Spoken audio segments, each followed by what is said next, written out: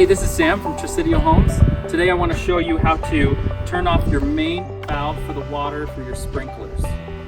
So down in your box, which is usually in the backyard, all you have to do is down here, if it's parallel to the pipe, that means your water's on.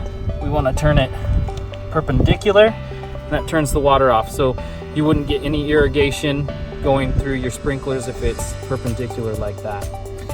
Also, you've got this hose bib right here that you can connect your hose to if you want to do any gardening or anything straight from your irrigation water, and that way you don't have to pull water from your home.